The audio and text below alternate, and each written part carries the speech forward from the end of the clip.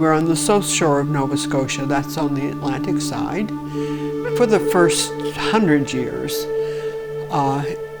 we lived on trading, farming, and forestry. And also there was inshore fishing. After the first 100 years, Chester became a great place for tourists that actually drew tourists then to more of this province. So we sort of began the tourist industry 100 years after our initial settlement. Chester has its fair share of ghost stories. Some folks will be happy to tell you about the ghosts in the old Chester train station, now a tourist center. A ghost of a nameless little girl has been seen running through the halls long after closing time. There's also the unexplained shadow on a bare wall of a heavy-set man, stooped with age, wearing a brakeman's cap. And of course, as in most old buildings, there are the usual creaks and groans.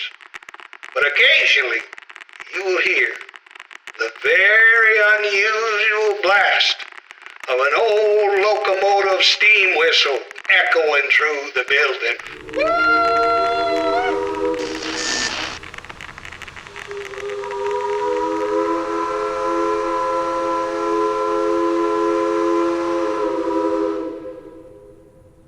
The Halifax and Southwestern Railway came through here probably around about 1905, 1906. In 1906, and that area is when this station was built. And so a lot of the train was here for just general goods and cargo, a lot of passenger service, and of course back in the day with the logging, and that was big. Logging was huge. I've never heard or seen anything, and I've been in this building day and night, 3 o'clock in the morning, 4 o'clock in the morning, doing various things for the society, and I've never seen or heard a thing, and I wish I would. I really do. I'd love to see or hear something that I simply cannot understand that would make the hackles rise in the back of my neck. I'd love to. Before they begin their investigation at the old train station, Jeff and Adam are meeting with a local paranormal group that have investigated there before. They've agreed to share their experiences from that night and discuss their findings.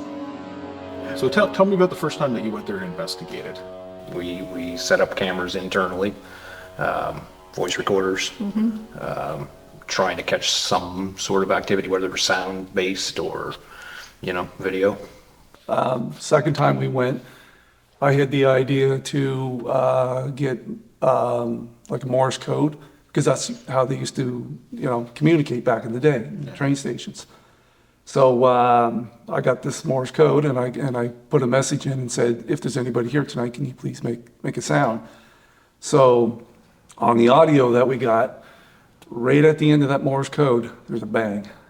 So, and I think it was right above your head. Yep. I believe. Yep.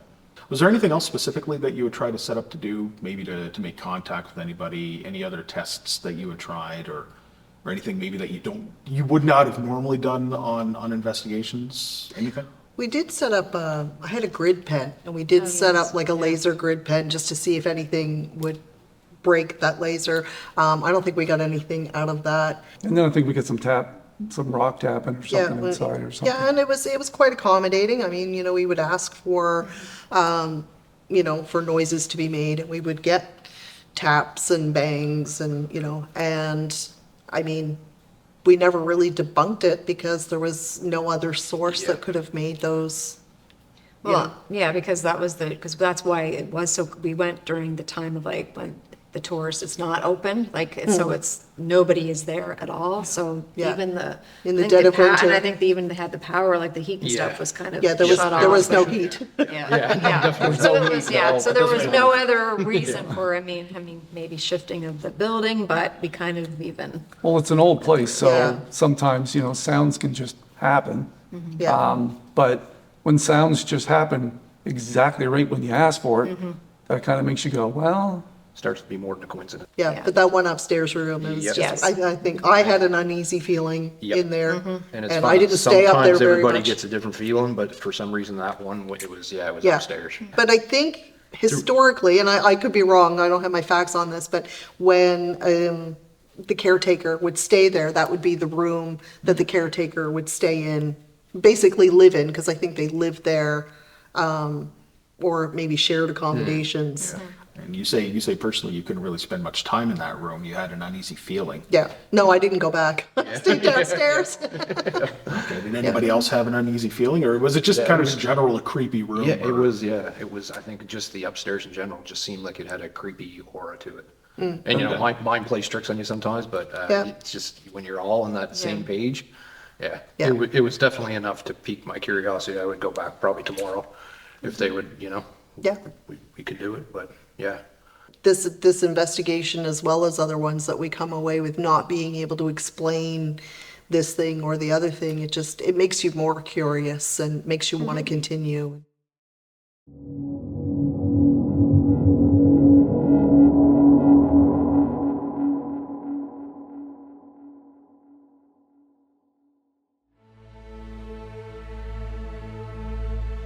The team meets at the train station to begin their investigation. Kelly and Jeff will start with a walkthrough of the location.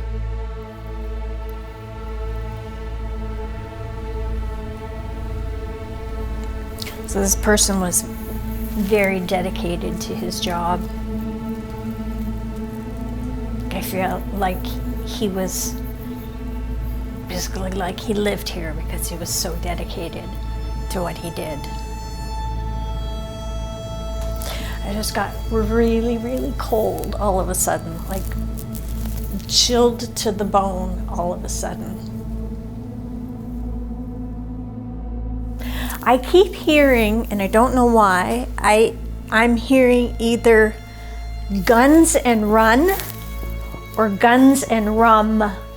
I'm not sure which one, whether it's run or rum, but I'm hearing guns and either run or rum. Okay, Oak Island.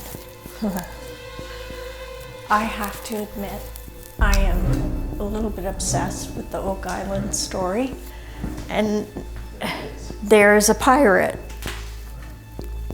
Wow. Okay, that's crazy. And he's got a gun. Now, okay, correct me if I'm wrong, but back in the day, weren't pirates known for having barrels and barrels and barrels of rum on their ships? So maybe that's why I'm hearing guns and rum.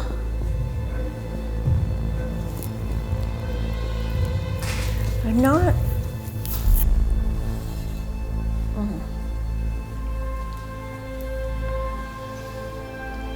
This is very significant. It has to do with something that I wrote down last night that came to me. And I got an image of something being carved into a large stone. I saw a metal object being hit and struck to make carvings into a large stone. Kelly and Jeff continue their walkthrough and head upstairs into the area that unsettled the entire CAPS team during their investigation. And that man that wore the uniform, I feel him coming up and down here a lot.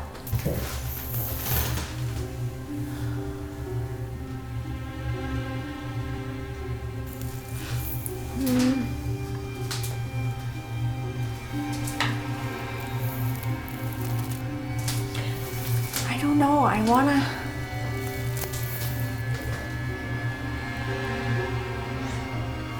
My brain is telling me that these were business offices, but for some reason I feel like people slept here. I don't know, I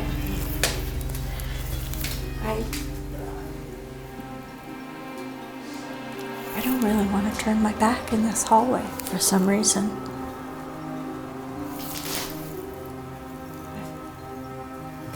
feel like somebody's gonna... I feel like someone's gonna chase me down.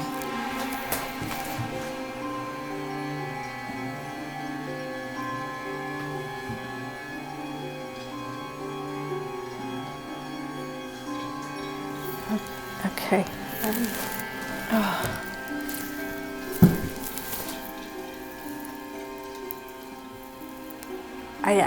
I feel like someone is really angry and they're going to come after me down that hall. With the initial walkthrough complete, the team regroups to begin their investigation.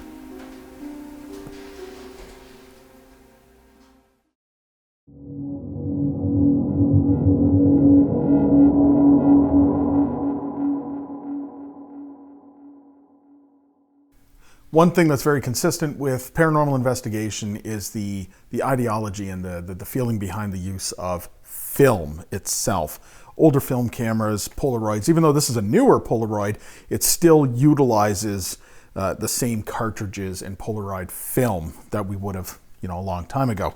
So the idea is that film itself will capture things that the human eye is not seeing at that time. We did get one picture there's a shadow cast in the picture, and we tried to recreate it because, our job is to debunk before we absolutely say, oh my gosh, this is paranormal, or we can't explain this.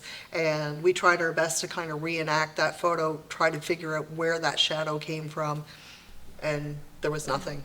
So very specifically, Kelly had actually touched on this stairwell and the hallway that runs across the upper level here.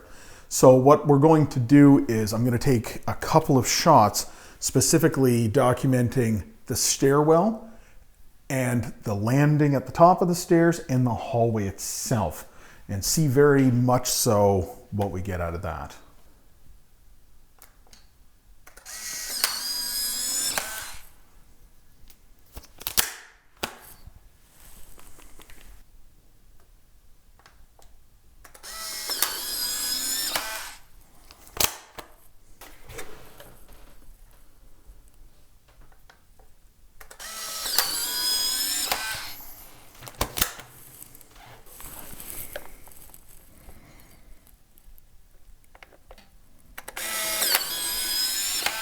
Polaroids kind of give you a snapshot of right in that instant moment. So you might even be able to pick up on different orbs of light or even energy sources that you would see in a Polaroid camera versus what you might see on a regular cellular device or a regular camera.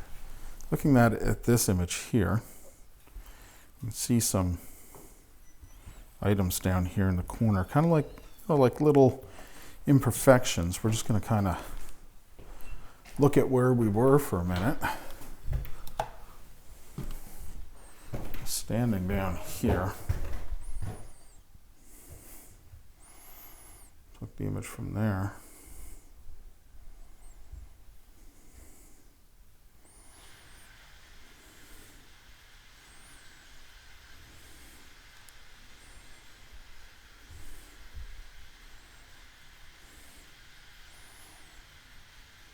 Looks like it's reflections of how the lights from downstairs were. Nothing out of the ordinary. What we've actually done in the station here is we've set up some trigger objects. One very specifically, you can hear it in the background here, we actually set up a toy train. We got the REM pod set up in the middle of it. We got a camera on it as well. Just in case we're not in the room and something happens, we want to be able to capture that. But we've tested it. The train itself is not setting off the REM pod on its own. So the baseline is this is golden. If anything happens from here on, there's been a change. There's been a shift. And that's something that we'll investigate further. So we're just going to let this go and see if any kind of energy is attracted to this. By getting closer to the REM pod, it'll set it off, and we'll see what happens from there. Hopefully, if anything does happen, once again, the GoPro will catch it. On top of that, Our director actually brought one of these wooden carved train whistles, kind of like to engage with or to instigate anything. So, see what we got here. Never done this before.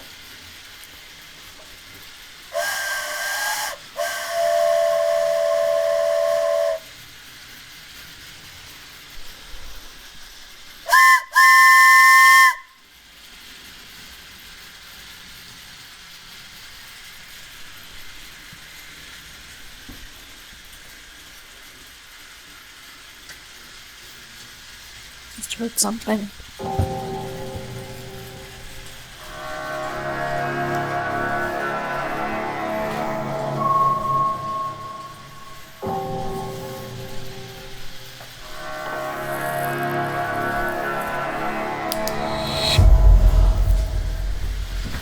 What's up? What's going on? I heard something. I don't feel comfortable going up those stairs. You don't have to. Is there anybody here? I want you to communicate with us right now if you're here. Please come forward. Give us a name. Tell us who you are.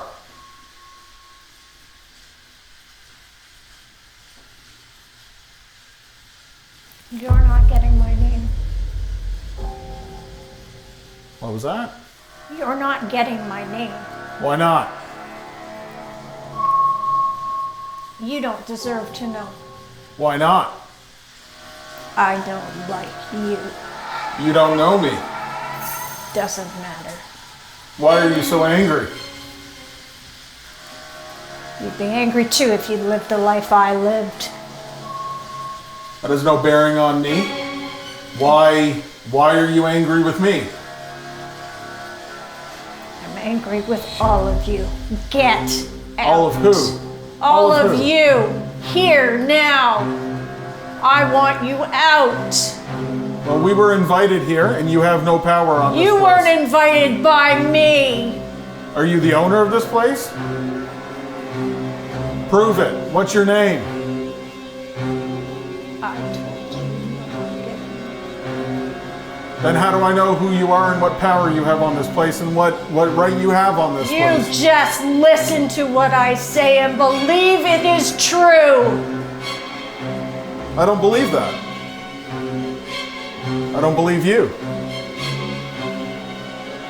If you wish to communicate and have a civil conversation, please come forward again. There is no civility in this world. There is. Until you wish to talk civilly, you can leave us alone. We wish to communicate with somebody on a civil level.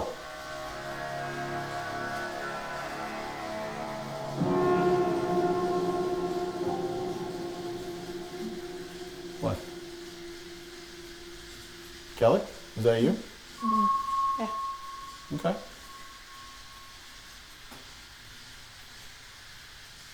No, he's done talking. Good. I'm sorry, but we don't want to talk to somebody who just wants to yell at us. Come forward and have a conversation with us. We'd love to say hi. We are friendly.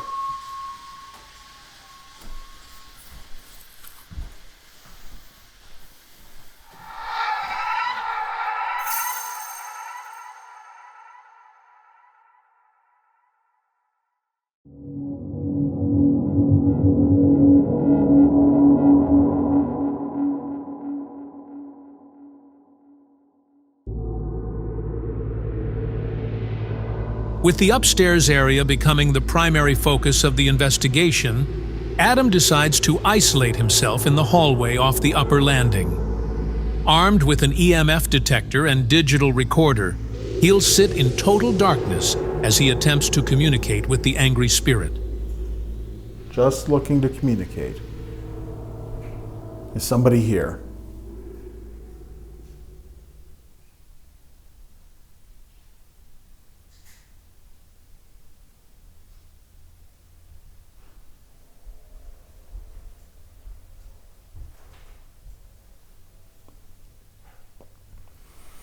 Let's see if anything comes up on my EVP or any other audio that maybe even the camera's going to capture. If somebody's here, can I please have your name? Come forward. Tell me your name.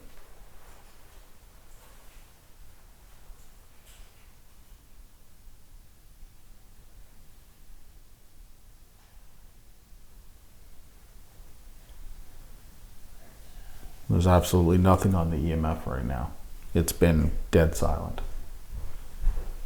Though not audible to Adam at the time, the following was picked up by his digital recorder. Come forward. Tell me your name.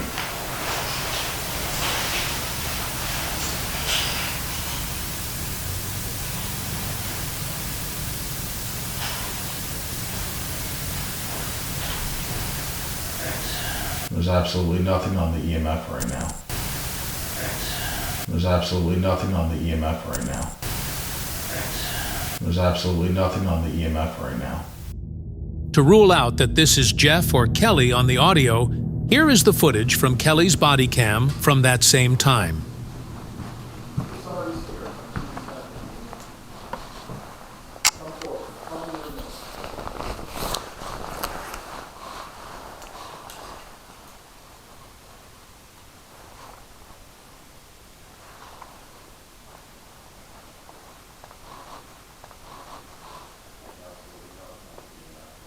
You can clearly see neither of them could whisper from downstairs and have it picked up by Adam's recorder.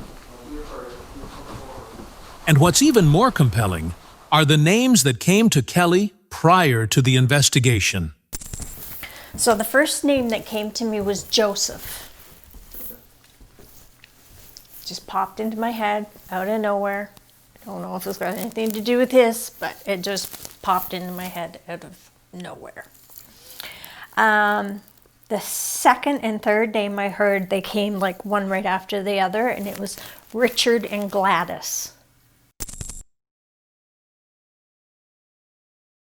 As Adam continues his isolation session, a situation begins to develop downstairs.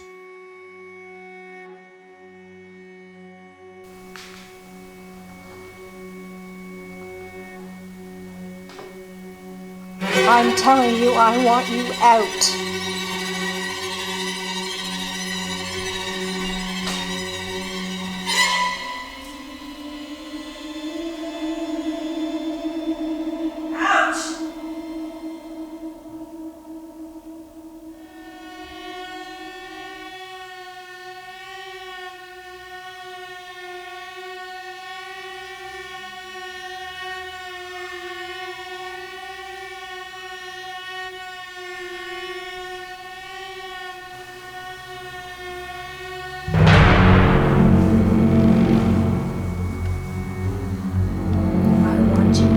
Out of my station.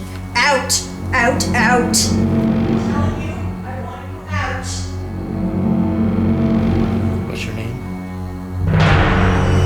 You're not getting my name.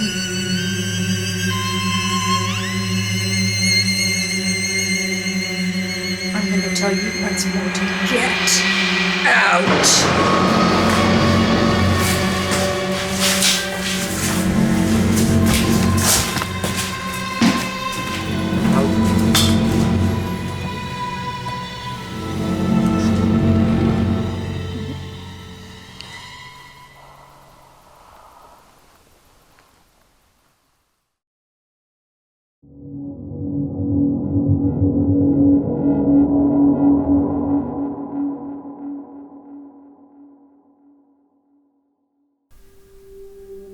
So Kelly's had some very personal experiences in this building. She's had someone communicating with her. She was able to communicate with that person and find out some not even specifics, but some general details. There's a spirit of a person here that's angry, doesn't really wish to communicate, but makes their presence known quite often. And when confronted, as we did earlier, they backed off. They didn't want to communicate any further. It was almost like things were no longer on their terms. They backed off. We lost communication. One thing that Kelly offers and attempts to do is to offer to them to pass on from this earthly realm. And they refuse that. he can't forgive himself for what he's done in his lifetime. I don't know what it is because he's not telling me what it is, but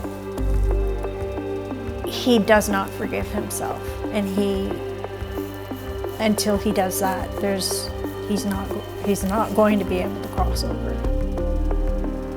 So there is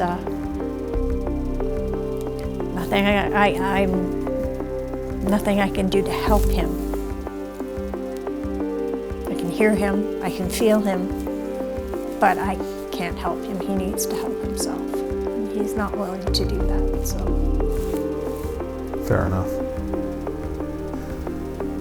At this point, I think we're just gonna have to pack up our gear and say goodnight to whatever angry entity is trying to kick us out. I hope this station is remembered for a place where people gathered, people left, people arrived, and it was a hub of the community. That's what I want them to remember.